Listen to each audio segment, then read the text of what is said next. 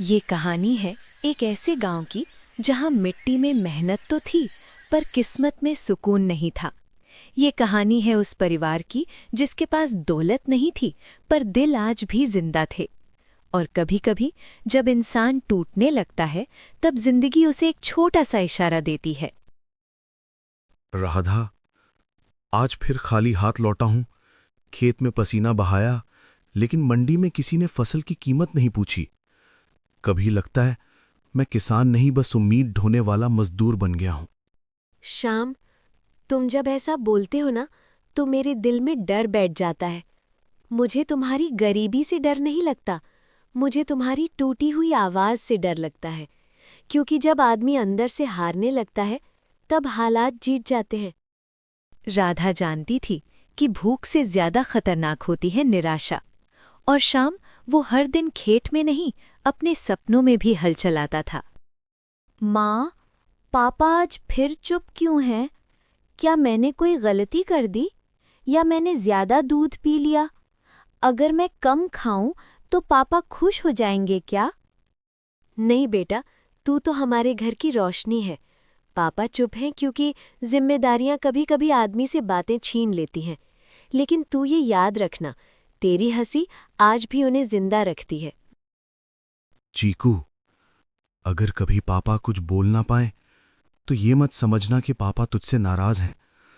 कभी कभी पापा खुद से लड़ रहे होते हैं, और उस लड़ाई में बच्चों की आवाज सुनने की ताकत नहीं बचती। बच्चे समझ नहीं पाते कि बड़ों की खामोशी में कितने सवाल दबे होते हैं। और शाम की खामोशी में एक ही सवाल था, क्या मैं अपने परिवार के लिए काफी हूं? राधा, आज खेत की मिट्टी हाथ में ली थी, सूखी थी, बिल्कुल मेरी किस्मत जैसी। मैंने उस मिट्टी से पूछा, इतनी मेहनत के बाद भी तू मुझे क्यों नहीं अपनाती? मिट्टी कभी जवाब नहीं देती श्याम, लेकिन वो सब कुछ देखती जरूर है। आज नहीं तो कल वो तुम्हारी मेहनत का हिसाब जरूर देगी। बस तुम खुद को बेकार समझना मत शुरू करना।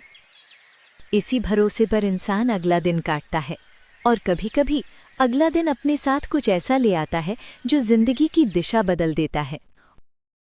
पापा, आज जंगल की तरफ चले। वहाँ एक पेड़ है जो मुझसे रोज बात करता है। वो कहता है, डर मत, सब ठीक होगा। पेड़ भी अब बातें करने लगे हैं बेटा। लगता है तेरी माँ की उम्मीदें अब तुझमें बोलने लगी हैं। चल, आज तेरी सुन लेते हैं। और वही रास्ता जो बस टहलने के लिए चुना गया था, उसी रास्ते पर किस्मत खड़ी इंतजार कर रही थी। पापा, देखो, इतना बड़ा नींबू, ये तो मेरी गेंद से भी बड़ा है। क्या ये कोई जादू है? मैंने जिंदगी में बहुत कुछ देखा है बेटा, लेकिन ऐसा नींबू कभी नहीं। ये पेड़ जैसे कुछ कहना चाहता हो। हर जादू चमकता नहीं, कुछ जादू चुपचाप इंसान की नीयत पर नजर रखते हैं। श्याम, अगर ये नींबू भगवान का दिया है तो इसे लालच से मत देखना। कभी-कभी ज्यादा पानी की चाहत सब कुछ छीन लेती है। मैं अमीर बनने की बात नहीं कर रहा। मैं बस इतना चाहता हूं कि हमारा बेटा भूखा ना सोए। अगर ये नींबू उसका पेट भर सकता है तो शायद यही चमत्कार है। यहीं से शुरू होती है असली परीक्षा, क्योंकि जब इंसान को थोड़ा सा सहारा मिल जाता है तब उसका दिल तय करता है कि वो भगवान बनेगा या लालच का गुलाम। अब कहानी उस मोड़ पर थी जहां एक फैसला जिंदगी बदल देता है, क्योंकि हर चमत्कार आखिरी बार इंसान की नीयत पर खुद को परखता है। राधा, आज दिल बहुत भारी है। लगता है जैसे ये नींबू मुझसे कुछ मांग रहा हो, या शायद मेरी सच्चाई पूछ रहा हो। नींबू कुछ नहीं मांगता श्याम, वो तो बस तुम्हारा दिल सुन रहा है। सवाल ये नहीं कि ये जादुई है या नहीं, सवाल ये है कि हम इसके सामने कैसे इंसान बनते हैं। माँ, आज स्कूल में मास्टर जी ने कहा कि अच्छे लोग कभी अकेले नहीं होते, तो फिर पापा इतने डर क्यों रहे हैं? डर इसलिए बेटा, क्योंकि पापा ने बहुत दिनों बाद कुछ पाया है, और जिसे खोने का डर हो वही सबसे ज्यादा डरता है। डर गरीबी का नहीं था, डर था दोबारा टूटने का।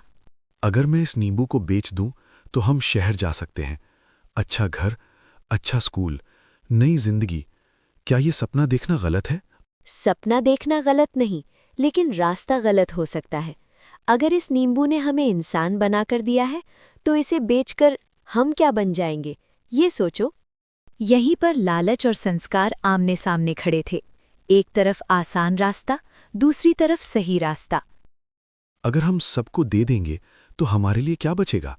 मैं फिर वही गरीब शाम रह जाऊंगा जिसे कोई नहीं पूछता। पापा, आप गरीब नहीं हो। गरीब वो होता है जिसके पास बांटने को बिल ना हो। जब मैं भूखा था और आपने मुझे अपनी रोटी दी थी, तब आप अमीर थे।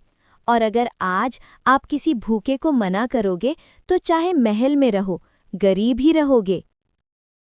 उस पल नींबू नहीं चमका, शाम की आंखें भर आईं, क्योंकि एक बच्चा उसे वो सिखा गया जो जिंदगी नहीं सिखा पाई। बेटा, आज तूने पापा को बचा लिया, खुद से गिरने से। मैं जानती थी, ये नींबू नहीं, चीकू ही हमारा सबसे बड़ा चमत्कार है। और तभी दरवाजे पर एक आवाज आई। बेटा, 2 दिन से कुछ खाया नहीं। अगर थोड़ा पानी या एक निवाला मिल जाए।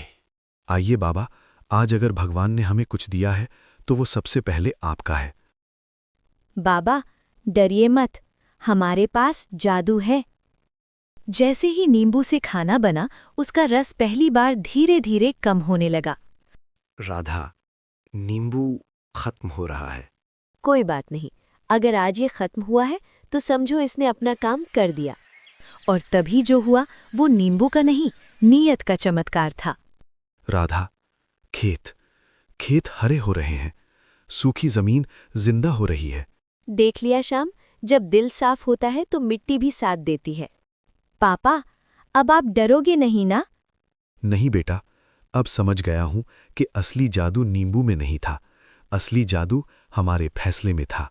जादुई बड़ा नींबू एक दिन खत्म हो गया, लेकिन जो छोड़ गया वो कभी खत्म नहीं होगा, क्योंकि लालच रास्ता दिखाता है पर संस्कार मंजिल तक पहुंचाते हैं। तो पापा, हम अमीर हो गए ना? हाँ बेटा, आज से हम दिल से अमीर हैं। और यही था इस कहानी का सबसे बड़ा जादू।